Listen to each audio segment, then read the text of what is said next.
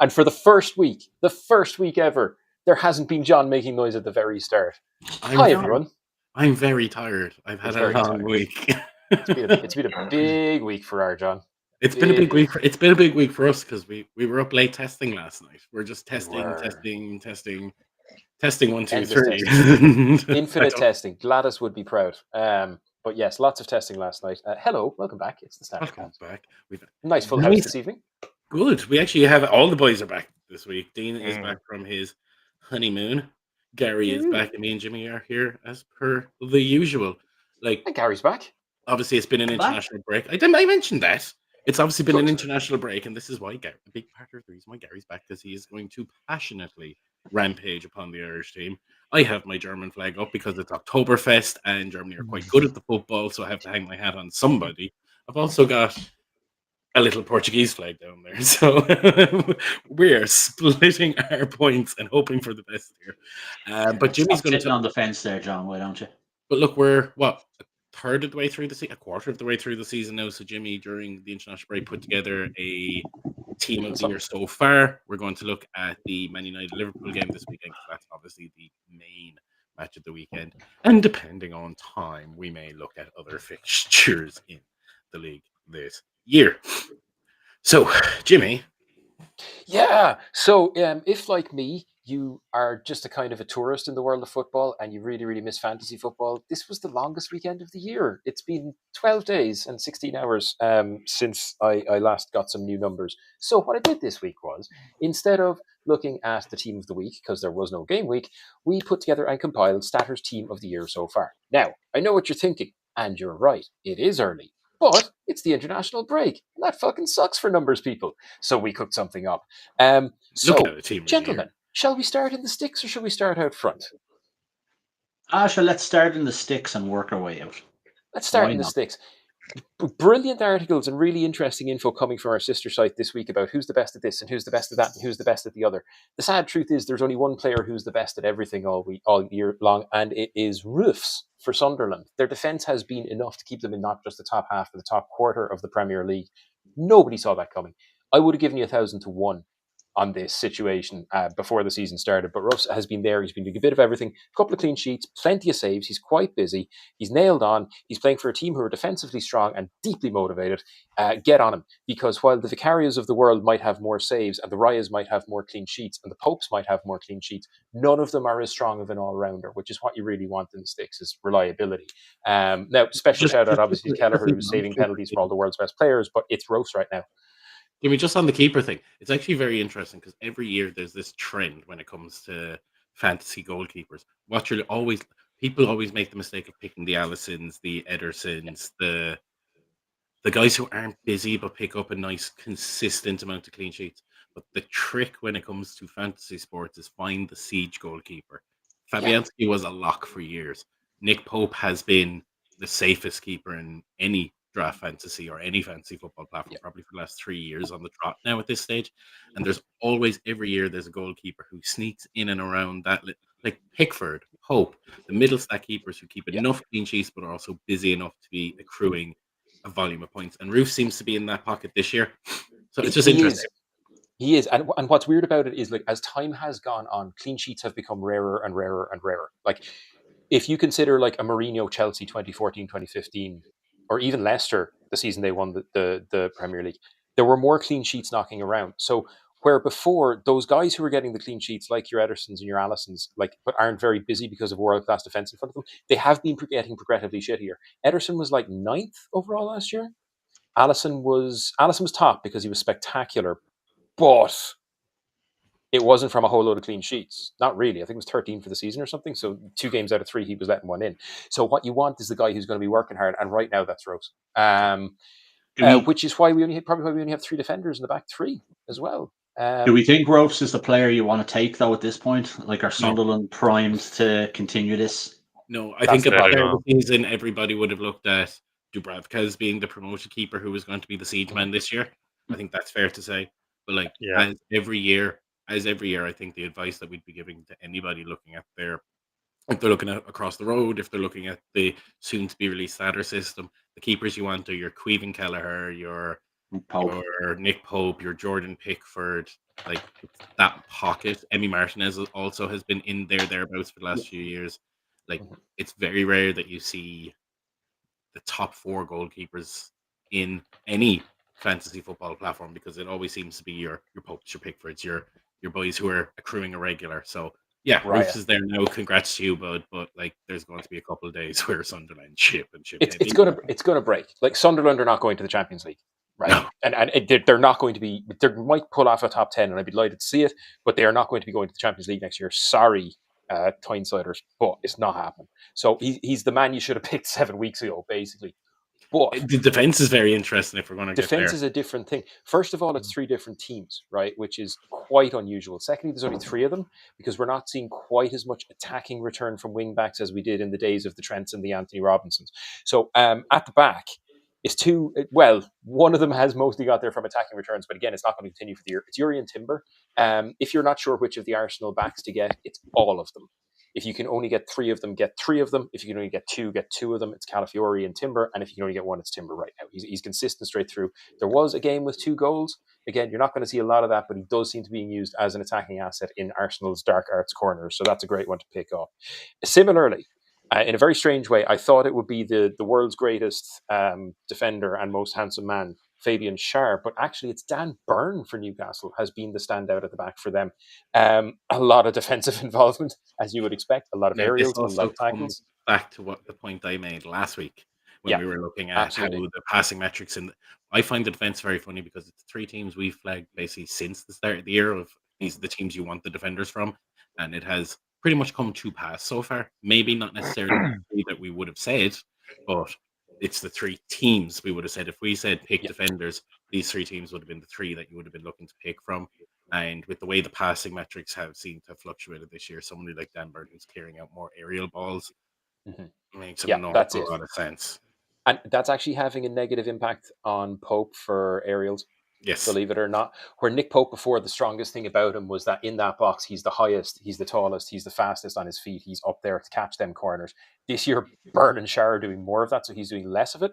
So that may be helping Roofs in the goalie position, is that Pope's not getting as much action because his defense has gotten even better, which I didn't think was possible. But as always, fair play, Eddie Howe. Last man in the defense is Munoz for Palace. Little surprised in the big picture not to see Gahey. But Munoz is doing it. Again, it's the crosses, it's the key passes. He's getting up and he's getting stuck into the attack. All of Palace are absolutely immaculate in terms of defensive stats, but Munoz is leading on the attacking work and the midfield support role. So that's our defense. It's just 3 at the back. And then, weirdly, even though we've got very few defenders, our midfield is 5 midfielders, and you could call 3 of them DMs without any contradiction.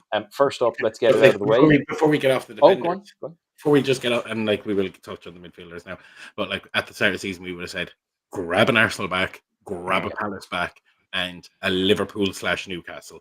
Like those would have been the 4. I'm not surprised given how Liverpool have been a bit weaker defensively at the moment. Gary, we will talk about that later, but we did say a Palace, an Arsenal, Newcastle backs, and we've been basically consistently saying that for 7 weeks. And there's always every year there's a fullback who gets all of the attacking stats. Usually, like the last couple of seasons, it's been Trent. To be fair, this season it's Munoz because he's playing as a wing back in that 3-5-2, 3-4-3 formation. We'll talk about that, I'm sure, later because it's the system definitely. But that's the reason. That's part of the reason why he's getting so many points, is he's bombing up and down the wing. And our team happens every year. Every year happens. And our team this year is obviously in a 3-5-2 formation. It is, but it's a very defensive midfield. We'll get there quickly because I'm conscious of time, because I could talk about these boys all day. The hype man of the moment, if you're the English sports media, is Elliot Anderson. He's been there consistently up until last week. Forest haven't been great, but he has. Out on the other side, it's Garner. Garner for Everton. All of the passes are going through him. There's a kind of a 3Gs in Everton midfield right now with Guaya and, of course, that guy Jack, but Garner is just about edging out ahead of the 2 of them. And then you've got like 3 midfielders, one of whom is on his second go around, one of whom has been one of the best transfers of all time, and one of whom is about to be one of the best transfers of all time despite a ridiculous price tag. If you were a midfielder making an attack and you came up against Declan Rice, Moises Caicedo and Granit Xhaka, I don't care who you are, you shit your pants. Right? Caicedo is finally You're not having a good day. Caicedo took a long time to pay off what he arguably owed in terms of return to Chelsea. From the minute they gave him the armband in, I think it was March of last year, as one of the captains, you saw a change in him, and it brought back the old Brighton box-to-box Caicedo. He's everywhere. His heat map looks like an angry little goldfish drawn all the way around the middle of the pitch. He's everywhere. He's absolutely brilliant. Declan Rice, I hate to say it, but he's really that good. He is the quarterback for Arsenal. We've covered him so much that we're not going to spend a lot of time on him tonight, but he really is that good. But this again goes to how the Premier League is being played this year. Granit Xhaka, Declan Rice, and Moses Caicedo. Like, you would have pigeonholed 2 out of 3 of those as out-and-out sixes. The pivot, the Watford last 3 or 4 years would have been considered the pivot. The pivot seems to be going. Like, it's now more about the all-action type midfielder. Like, Caicedo's added goals to his game this year. He's already tripled what he scored last year. He's got 3. He had 1 last year. His goal output is massive. Declan Rice has taken all the set pieces at Arsenal. Garner, everything is going through him. And you won't notice it unless you actually watch Everton. Everything goes through him. Granit Xhaka is leader central. He's covering every blade of grass to keep Sunderland in that league. And Elliot Anderson might be the only player at Forest who is still competent under Ange for some reason, and it makes it's working, and it makes sense that those are the guys that, because they're all action, and this is where our point system differs from a lot of the others, because we obviously re-register some of these players as attackers, because they are attackers.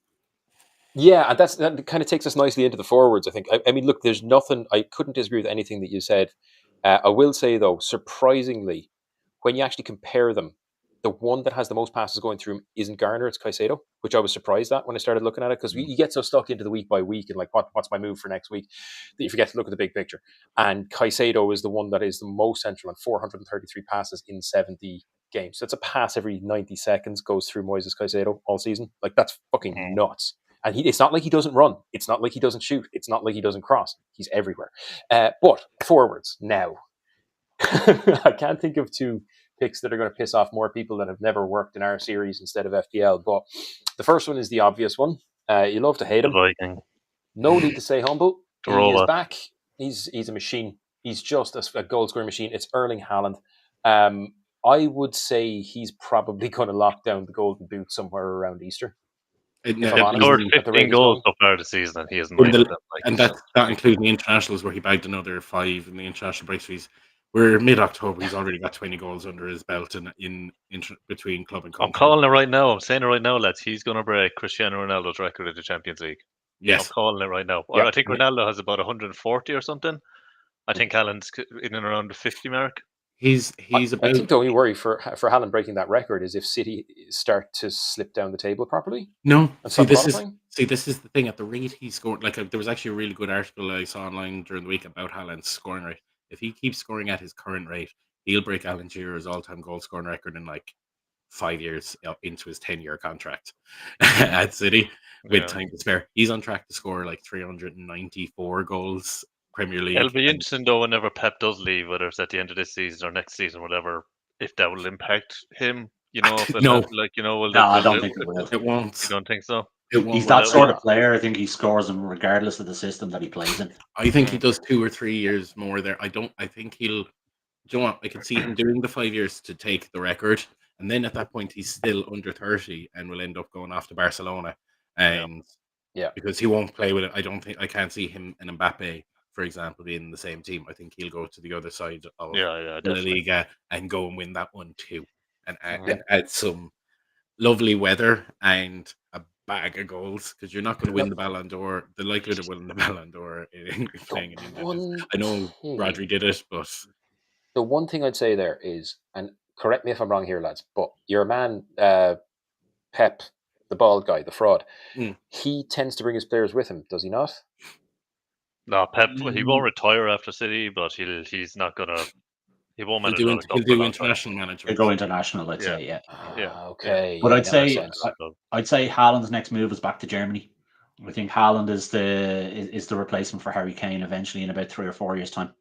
Do you know what? Makes sense. So Kane could be back sooner rather than that. The way could be sooner. Could be, to be fair. Like a lot of people are saying that maybe even next year, which I don't think it'll be next year. It might be the year after, but But like, would he come back to Spurs? I mean, like, surely he wouldn't. No, You know, see, there's a release contract. He has like a break in his contract that he's a 60 mil release clause this summer. Hmm.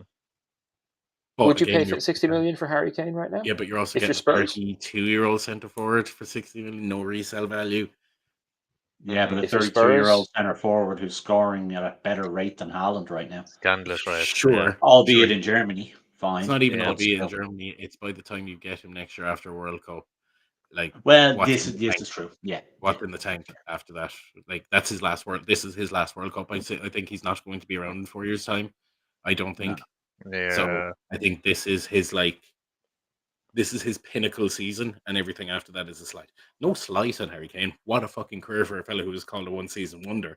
But I think this year is pinnacle Kane, and everything after that is going to be the slide.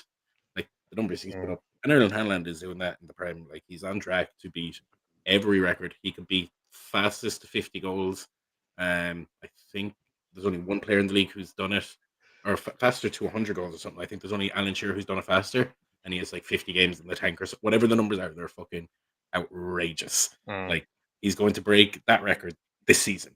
He's going to break the all-time scoring record with 5 years left of his fucking contract and still be in his fucking 20s, like a mental case.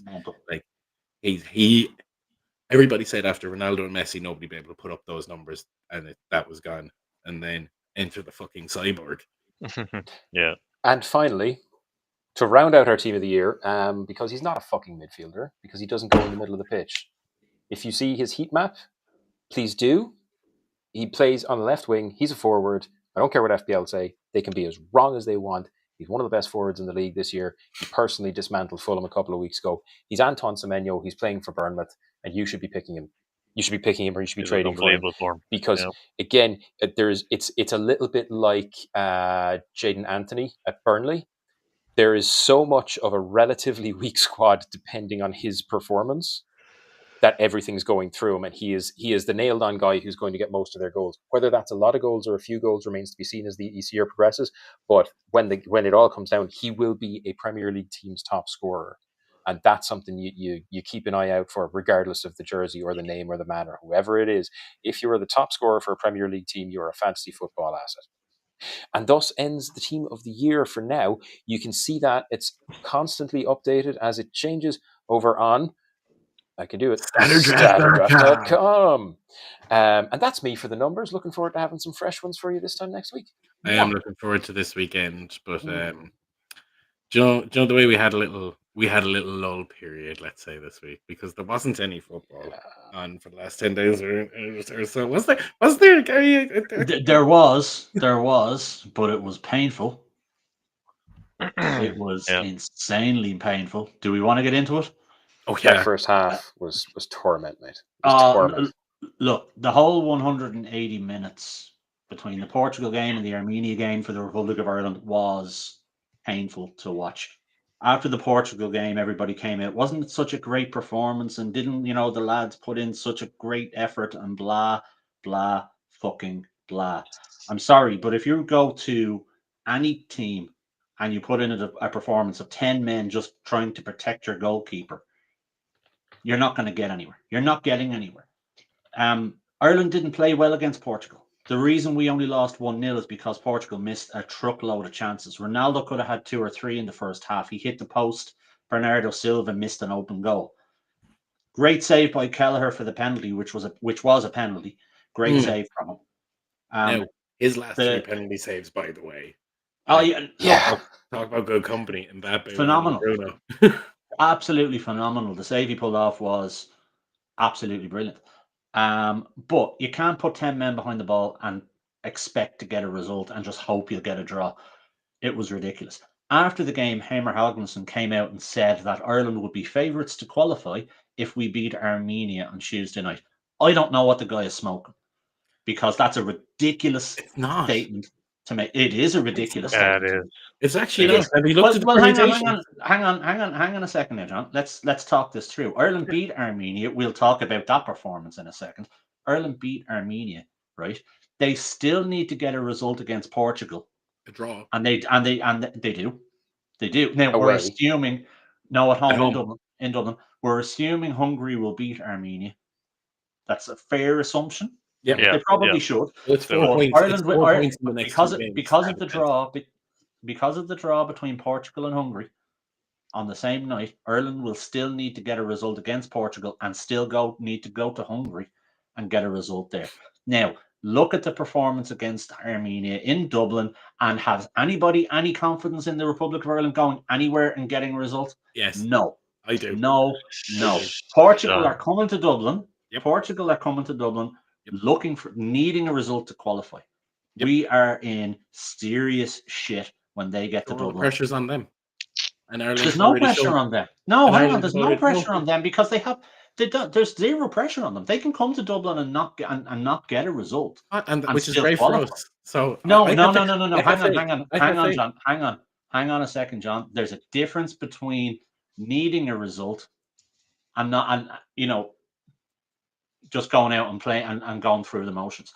Portugal are the sort of team who will go out and play because they need a result, and they'll go and get it, right?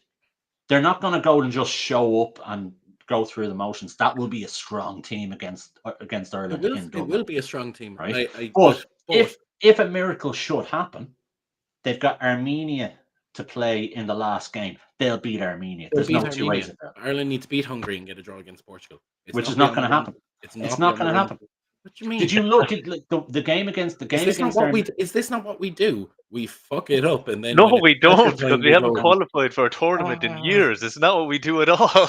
Exactly. Okay, but when we were qualifying, this is what we did. We haven't been even in the mixer to qualify for a while because we've been awful.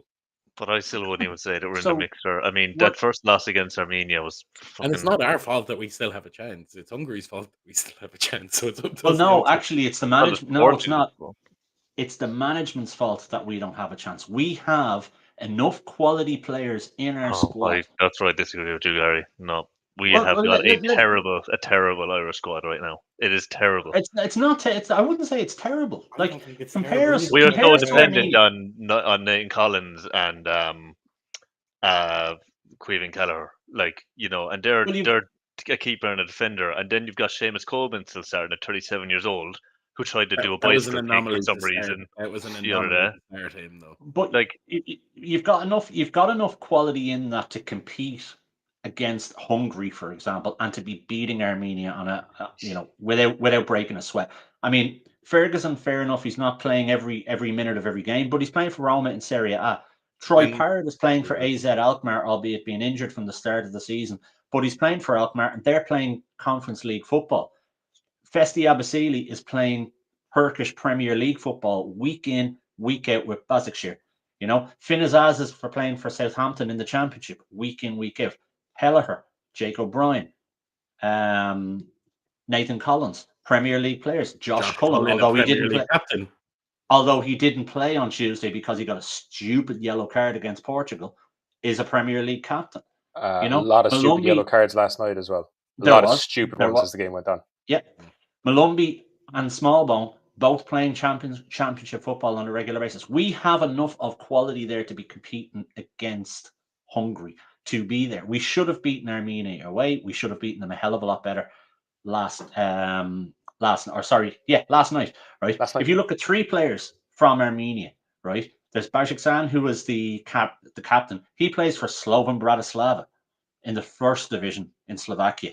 Ugochukwu plays for Rubin Kazan in the Russian Premier League, fair enough, but no European football there because of the ban on Russian clubs. That's fine.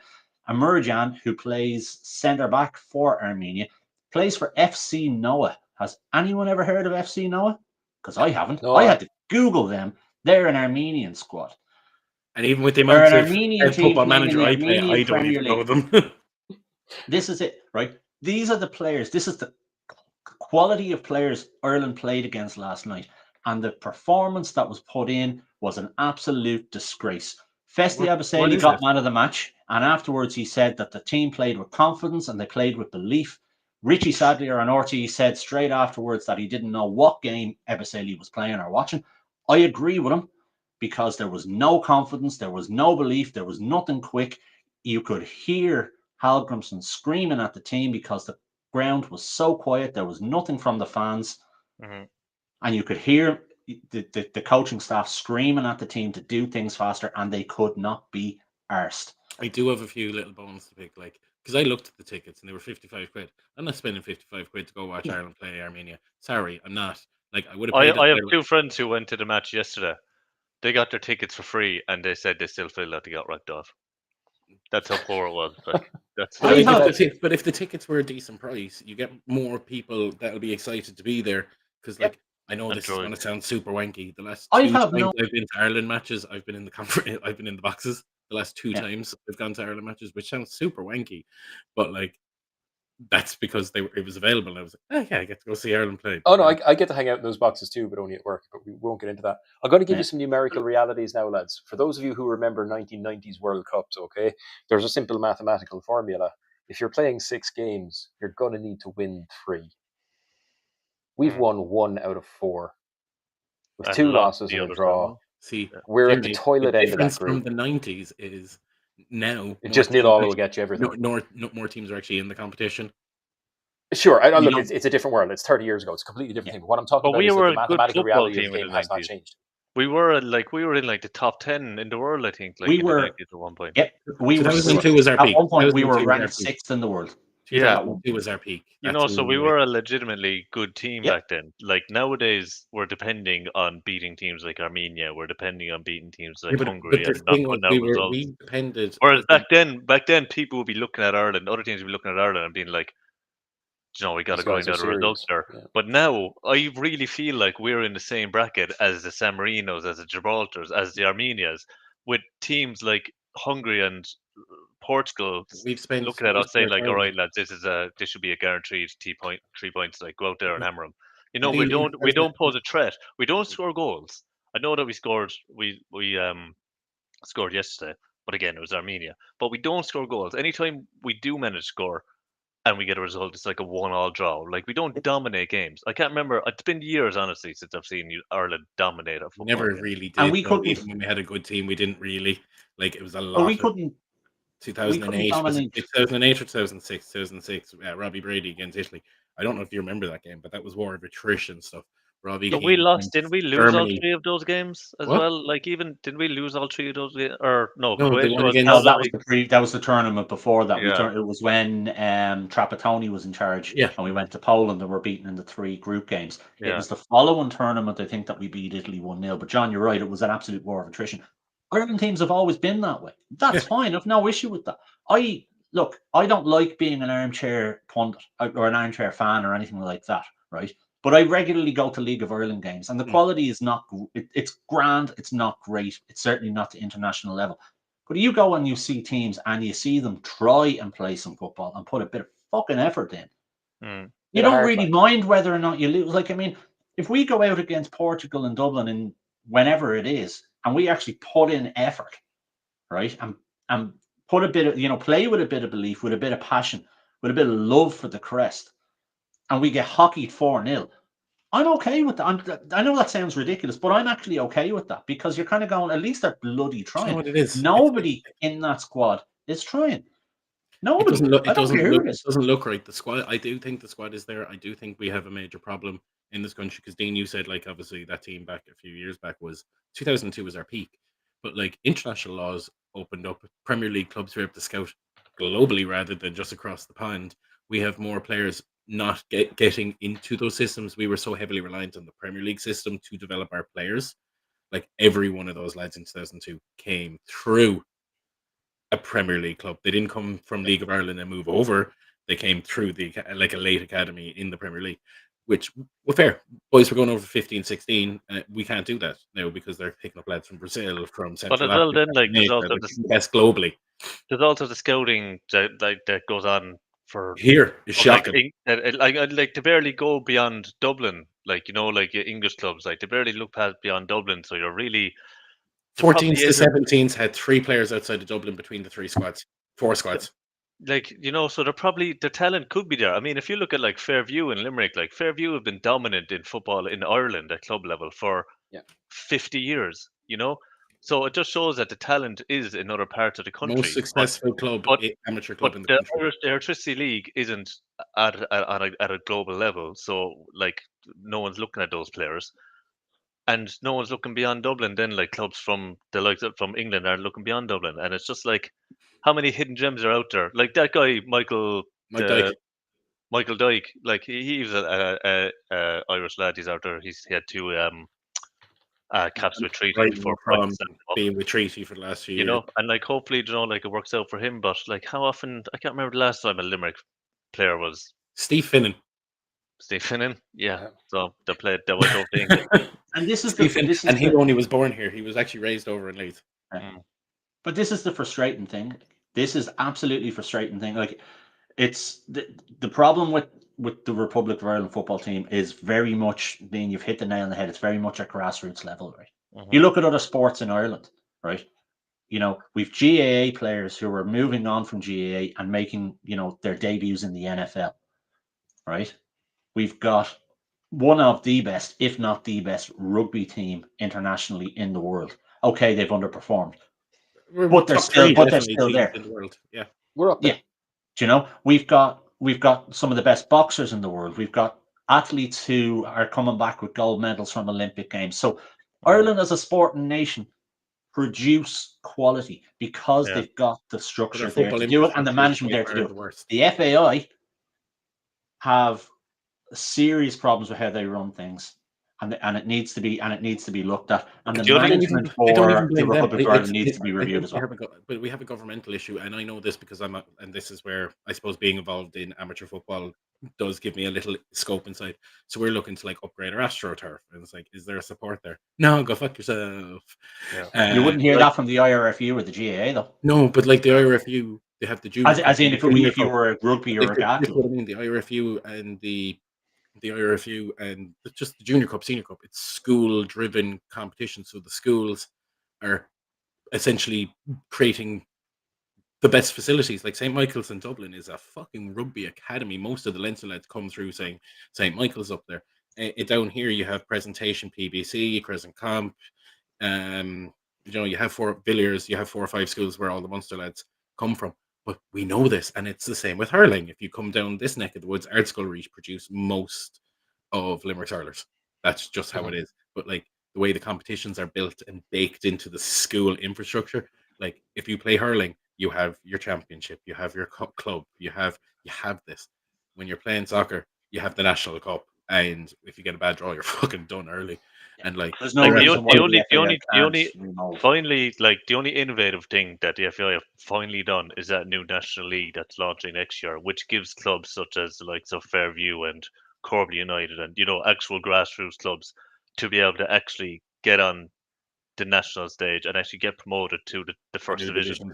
And that way, hopefully, you will get these players who are being completely passed over by the Irish team, for one. The simple solution is what the rugby and hurling have done, and a junior and a senior national cup infrastructure game where it's the schools then driving the facilities, essentially, without us wanting to sound like those guys, the church essentially with the facilities, because they still own most of the schools, are going to be step funding a lot of that by proxy. Not something anybody actually wants to hear, but the reality is they own most of the schools. That's why the sports are rugby. It's why the sports are the hurling. You get a junior and senior national cup going through the schools, where essentially it's going to improve facilities within each of the schools and improve the quality of the player, because these are guys who play together for a 6-year window while they're in the school together, rather than club hopping. So it's the logical solution. It's why the rugby and hurling are at the standards that they're at, and it's baked into your schooling, the way English academy systems are, the way Clairefontaine in France is, the way St. George's Park is in England, the way it's done. We know how it's done. High schools, would you like a junior and senior national cup for your schools? Yes, cool. Are you going to keep these players together for the 6 years of their schooling cycle and train them 3 days a week after their school for 1 hour? Yes, cool, perfect. So the parents can pick them up at 6 o'clock and they have somewhere to be where they're responsible and looked after and improving. Yes. Oh, fuck me, take every box, and now in 10 years' time we have quality players. This isn't rocket science. It doesn't actually cost a lot of money. Lads, give me a fucking job. It's really simple to do. Anyway, moving on. Can we talk about it? Yes, Liverpool, a team from Merseyside are playing a team from Manchester this week, and obviously the game we want to talk about this week is City and Everton. I'm kidding. It's United and Liverpool, and here we have our resident United and Liverpool fans returning to us after a brief break each. And now they're both back, and they both are going to take turns telling us why they're there. He is.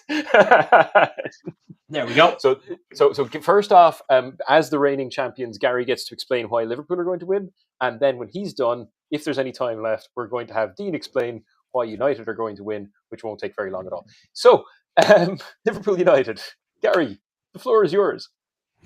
Yeah. So look, I'm probably going to get a lot of stick from Liverpool fans for this, but this is the game that I look forward to most every year. Not Everton, not City, not Chelsea. It's United. It's always been United. So yeah, I'm buzzing for Sunday. Can't wait. Gary, let me ask: is that the difference between a Scouse Liverpool fan and an Irish Liverpool fan? Possibly. Not to be crude, but there's a lot more Irish Man United fans, Liverpool fans. You don't meet many Everton fans. So you're probably right, because when you go over to Liverpool, you can feel the rivalry between the two clubs. I think for an Irish Liverpool fan, the reason United is bigger is because of United's success in the Ferguson era. And I grew up watching that. I grew up having to listen to my lads in my school going, you're a Liverpool fan, you finished in 7th and 8th and blah, blah, blah, blah, blah. And it was always a case when Liverpool were shit that if you beat United, it was a good season. And that's probably the reason why I look forward to this game more than anything else. So are you worried at all? Yes, always am. Always worried. Yeah, always worried about going in against United. To the point where, and lads, you'll remember this because you were at my wedding 3 years ago. United were bottom of the league the day I got married, and if you remember. 3 days later, You'll never let that one fucking I will never let that go. And now it's on the internet. But 3 days later, United were meant to play Liverpool that day, and 3 days later it was postponed to Monday night, and United beat Liverpool 2-0. And again, I never heard the end of that. So I'm never confident going in against United. But the statistics would suggest that Liverpool are not as bad this season as everybody is making them out to be. Particularly, over the last 3 games, who's been making them out to be bad? Like everybody. So John Aldridge, who's a respected pundit for Ireland and does a lot of reporting for Liverpool, and spent a career at Tranmere. But go on. He was formerly of Tranmere as well, but before that he was at Liverpool. He said, and I think it was in the Sunday World, I can't remember exactly, but what he had said was that Arne Slot has a lot of things that he needs to sort out, and he needs to sort them out quickly to salvage this season. I'm paraphrasing, I'm not quoting there. But essentially, a lot of trouble that Liverpool are in and needs to get sorted out quickly. No, he's wrong. He is straight up wrong, okay? Liverpool haven't been great over the last couple of games, and the reason is because a lot of teams have figured out how Liverpool play. John, we touched on this. You touched on this last week of how balls are getting played forward a lot quicker. Liverpool aren't playing that. They're trying to play through the middle. They're trying to make those little transition plays because they've got the likes of Wirtz in there. They've got Szoboszlai in there. Curtis Jones now and again is in there, etc. They will eventually cop on that the ball needs to get up there that little bit quicker. And when you've got Isak and you've got Ekitike up front, two big lads who can win the ball, hold it up, and then bring the rest of the players in, you're going to see Liverpool start playing a little bit differently, I think, as well. If you look at the results that Liverpool have had this year and compare them to the same teams last year, they're in the exact same position. Now, I've taken the liberty of comparing Burnley this year with Ipswich last year, right, as promoted teams. But ultimately, if you look at those 7 games versus the same 7 last year, it's 5 wins and 2 losses. It's the exact same. So we're pressing the panic button for Liverpool too fucking quick. The 2 losses that Liverpool, not us, in general, because there's been a lot of panic. Yeah, but Man United have been dealing with that bullshit for the last 2 years. Every time they win a game, they're back. Every time they lose a game, But it's that, it's the other.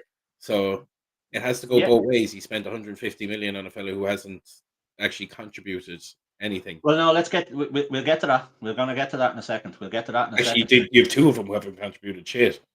Well, again, we're going to get to that. They will, but they haven't. The 2 losses that Liverpool have had this year against Palace and Chelsea, both because of last-minute winners. If they don't go in, that's 2 more points for Liverpool and they're top of the league, right? So the form that Liverpool are in at the moment, I don't buy too much into it because, as I say, right. But let's get into the players. Let's talk about Florian Wirtz. Yes, he has been. Let's look at the signings in general. The only one who's actually been successful has been Ekitike. Yeah, Ekitike has all been the rest very. of them anonymous. So Ekitike has been successful. He scored for France. No, he didn't. He assisted, against Azerbaijan for Mbappe to score during the week. He was rested against Iceland, so he's fresh. But his form coming into this game is really, really good. Florian Wirtz, who has not been doing so well for Liverpool, had two very, very good games for Germany, in particular against Northern Ireland. He should be coming back with a bit of confidence. Whether he plays or not, we don't know. Virgil and Cody Gakpo both scored for Holland against Finland in midweek, so they're coming in with a bit of form. Szoboszlai scored for Hungary against Portugal on Tuesday night to get the equaliser in the last minute. So there's a lot of players coming back into Liverpool with a bit of form, coming back from international duty. A few of them nicely rested as well. I don't think there was anybody who went on any big, long trip to South America or anything like that. I know Endo pulled out of Japan, and this weekend it's going to be a low-scoring affair. I always say this after the international break. No, I say Salah's back this week. No, I would say this is a high-scoring affair because Liverpool have not been great at the back, and United haven't been great. Full stop. United. Hold on a second. This is the rhetoric that you're peddling in terms, and this is coming from both sides. I know exactly what you're going to fucking say, John. You're going to say we're at the fucking number one team for fucking expected goals. No, I'm not looking at that shit. I'm not looking at that. I'm saying what do you got? They've actually finally got a goalkeeper in there who looks like he is. He's had one game. He played one game against a team that was promoted last season. With all due respect, if you went in goals right now for Man United, you'd be better than Bayern after coming away from a 3-week holiday. If you went in goals as you're dressed right now with no gloves, with no shoes on, being shit doesn't impact Lemon's ability. All I'm saying is that you're basing your opinion off of one game against a team that was promoted last season. No, one game. What I'm making my opinion on is if you were to take away the goals that Binder has personally cost Man United this season, they have a result against Fulham. They have a result against Arsenal. There's 3 games alone. His mistakes physically cost him. Any of the 4 of us here would have performed better than Binder. There's no guarantee that this new lad wouldn't have made the same mistake. No. Dean's right because he played against. He did play against, but the point is, that's how bad that goalkeeper is. That if you just took away the 3 mistakes that he's directly cost towards goals, in terms of where United and Liverpool are at the table, Liverpool have won 1 more game than Man United so far this season. Yeah. So what you're saying, competent goalkeeping, and they're at the same level. So they're not a million miles off each other. You've replaced a dog shit goalkeeper in with a bang average one. It's still an improvement. With a potentially bang average one. We don't know. He could be a worldie as well. You wouldn't know. He could be. Even if he's you can't base any analysis on it until he's played a couple of games. If he's bang average and he's Fabianski, he's still better than Binder. He Binder isn't even a championship level goalkeeper. He wouldn't on any of the 3 teams that were relegated last year. He's that piss poor. And let's give him a couple. There's a difference of 1 games. But United have been muck and Liverpool have been good, and there's 1 win in the difference between the 2. No, hang on. No. Whoa. It's 5 on 3. I didn't say Liverpool have been good. I said that they have been poor. But what I'm saying is there's no need to press the panic button. I'm not saying Liverpool have been good. Don't get me wrong, Dean. I'm sure you can talk to us about some of the stuff you've seen in the news over the last 2 weeks. Right, Man United, they're up for sale. Amorim's going to stay for 3 years. Radcliffe has said the academy's full. Dean, the fuck's going on there? What's going on, man? Well, I think we can all be pretty confident that Amorim is not going to be there in 3 years. Like, no matter what happens, he will not be there in 3 years. People are wondering if he's going to be there at Christmas. I think that was just basically Radcliffe's way of trying to give him a bit of confidence and publicly back him, just so that these headlines are, because past couple of weeks I've been seeing headlines saying they're eyeing up different managers, and then you have another one coming out saying, oh yeah, the board backs him, and then other one's coming out saying he's been given 2 games, and back and forth. So I think Radcliffe has just kind of draw a line on the sand and say we're supporting the manager, just so that shitty publicity would stop. But anyway, and then you've got the team that's up for sale and all that, and I'm sure you don't know what way that really affects players if they even think about it or not. But good, it's very, as a United fan, it's very easy to get a bit of hope when we win a game, and we're that far in the doldrums now that when other teams get maybe 2 wins on the bounce, maybe even 3 wins on the bounce, they think we're in good form now. We could really, like, make something happen, get into the top 4, maybe stretch ourselves out a bit from whoever's second place in the league. With United, we're so pathetic as a team that when we get 1 win, you said already, people are actually saying, like, oh yeah, we're back. No, that was a really good performance. De Ligt was like really professional at the back. Euro put in an unbelievable performance. Sesko's finally on the board now. He's going to really take off and start scoring goals now. And also, just like you were saying there, Gary, about some Liverpool players, they went on international break. They, put in some maybe good performances, with their teams and all that. They didn't have to travel too far. With United, I've had the same thing. I'm like, they get a break from the shitty atmosphere about United, get to go into their own training camp with their own, fucking national team or whatever, and maybe they come back with new confidence. No, in my experience, I've had that. I've had that feeling of, like, oh, they finally got they went on a holiday basically, then come back now with renewed energy, or yeah, we're after getting a win now, we'll go on a run. I'm done having any sort of hope. Who's peddling this shit? It's the media. Like, because it goes every time it's a win, it's like you see the Twitter section, Yeah, like the Man United fans on Twitter. Oh my God, we're back! De Ligt's yeah, the man. Boom. And then every time there's a bad day, you like. I'm sorry, but like I listened to Jamie Redknapp there the other week on the fucking channel and whatnot, and he yeah, was there like, and this is shit, and this is shit, and this is shit, and you're like, mate, like you're actually just pushing, like, because he literally said in 3 separate occasions in the one speech, he was like, the manager has to be sacked, has to be sacked, has to be sacked. I'm like, and do what? What's your solution here? There's a lot of headline chasing there. But it's headline it's not chasing. But it's limited to headline one chasing. pundit. If you actually Who listen to can say the Amarim's thing that actual people words click after the on? win, he was like, "Yeah, great, it's a win, but now we have to do it next week, and we have to do it again, and we have to build consistency. And I'm not happy Yeah. with this element, and I'm not happy with this element." So the words actually coming out of the actual fucking club and the actual team are like work in progress. Yes, we left Sonny Lemans get training for a few weeks to get up to speed with the league and the atmosphere around the club. Yeah, Sesko's 20 and doesn't speak English properly or whatever, and he's and you have like you literally have Amarim and Ratcliffe basically saying very similar things. This is going to take time. They've been saying that since last year. Amarim didn't want the job last year. He wants to come in the summer. does And he as even you want said, the now job it's now? a case of yeah, but now the momentum was behind him. He got to fix it in the summer. Like where they'll be at the end of the year is going to be a huge factor. I do think they'll give him the season until it's mathematically impossible for him to actually qualify for any form of European competition. If they can still qualify for the European Conference this year, he'll be fine. I think they'll give him this year to see if they can make it work. But like the words coming out of the dressing room and out of the club are, "This is a work in progress. Rome wasn't built in a day. You can't expect to just do like." And the narrative between Isaac or Ikatike and Sesko, and Isaac and Sesko is, "Oh, give him time, world beater. You've wasted your money on a bum."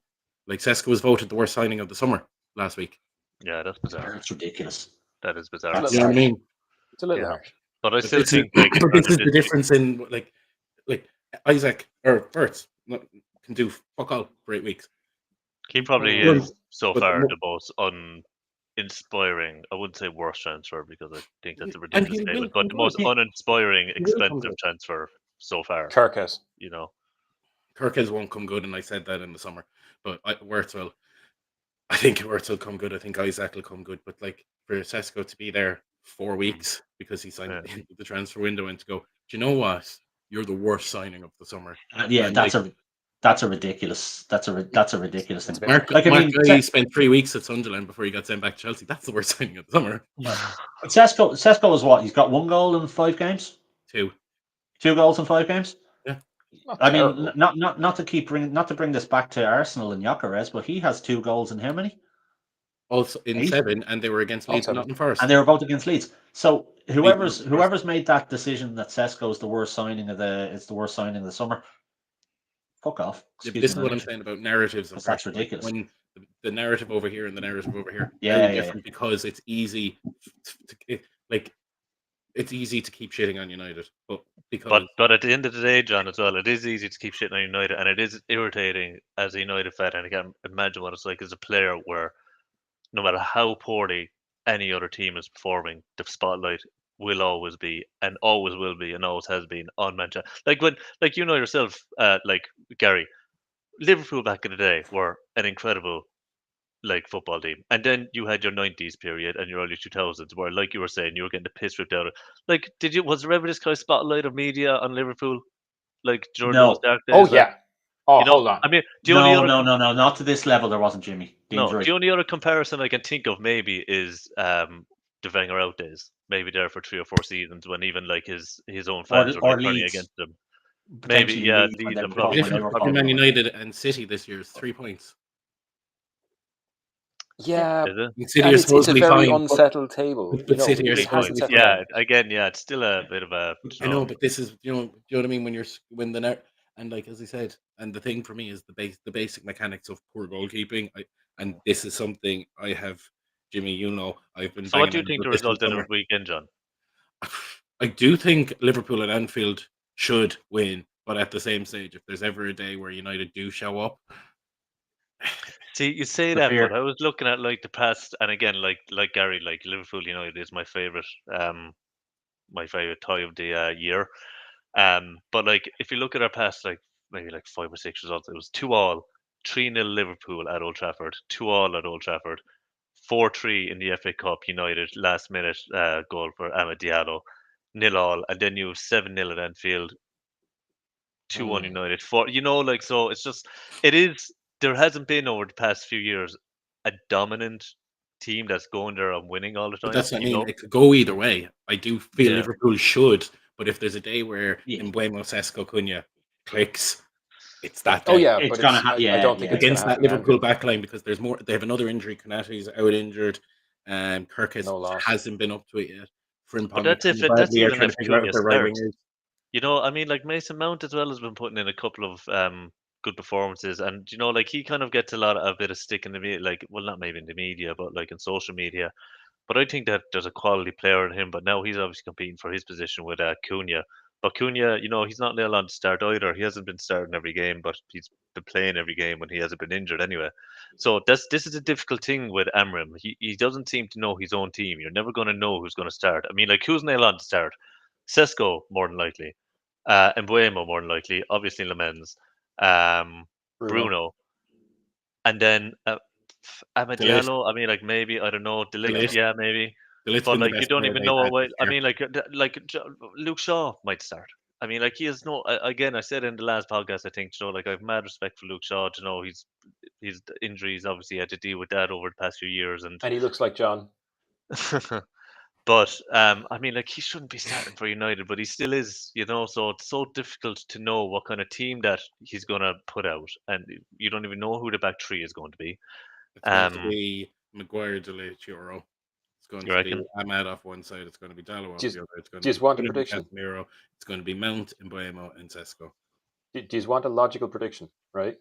I'm going to put together things that I've learned from recent podcasts. Wait to hear this. Right. There's fewer goals after an international break because the strikers are tired. Mo didn't travel. This is the week he's back. He scores 2. The third goal for Liverpool comes from Ekitike because you just can't stop him. It's a 3-1 win. I'll tell you why. Bruno Fernandes scores from a spot kick because Virgil van Dijk, incredibly frustrated by whichever piece of shit is opposite him this week when he can't even have Konate, who's a piece of shit to begin with. Virgil lets his rage out and gives away a silly penalty that he shouldn't. But by that time, the game's already over. It's Liverpool 3, United 1, with 2 from Salah, 1 from Ekitike, and 1 from Bruno Fernandes. Put a quid down on that. I'm fucking gonna. I'm gonna, because every bit of it makes sense. I would agree. I'm actually fairly aligned. I think it'll be a 4-2 win for Liverpool. I think this is the week that Isak clicks. I think Isak gets 2. I think Ekitike gets international break. Yeah, sorry, I know, but he's come back from international, and all the goals they scored against Kosovo. I know, but he's come back and he's angry. He's pissed. Yeah, he can be as angry as he wants, but if he but somebody's going to get the brunt of it, and I think this week it might just be United. It won't be, right? So who's going to United? Let's just see what happens. I actually think United take the lead in this game. I think Sesko scores early. And then it gets to 4-1, and then similar to what you're saying, Jimmy, something happens where they get a goal, a garbage time goal, possibly a penalty. I don't know. See, I think you're forgetting there's one different. There's a tactical shift in United because of the goalkeeper. Again, it's not that he's fucking fantastic; it's that he can kick a ball and the other fella couldn't, And in the last game against Sunderland, he played more passes to Sesko than a goalkeeper has played to a centre forward in any Premier League game this season. Liverpool like to press. They're weak defense. They're missing bodies. I think there's going to be a lot more of that vertical ball and trying to play, Sesko off. And I think that's great against Van Dijk. That's great against Van Dijk. That's great against Van Dijk. But who the fuck is beside him? Gomez. Yeah, fine. I think United will go a goal up. I think United will go a goal up. And it's a case of whether they have the bollocks to not fuck it. Yeah, it's I hope this keeper works out, and I hope that he's actually able to, because there's so many times I've watched Binder and Onana when there's a ball, they're standing at the near post, there's a shot at the near post, and they just don't even put a hand up. It's just like they're just left wondering like basic mechanics. Yeah, exactly. You're put a freaking hand up and try to save it. So I hope this guy Lamend does the business. It's not even the business. I think there's just a case of being a bang average goalkeeper. You can be a bang average goalkeeper.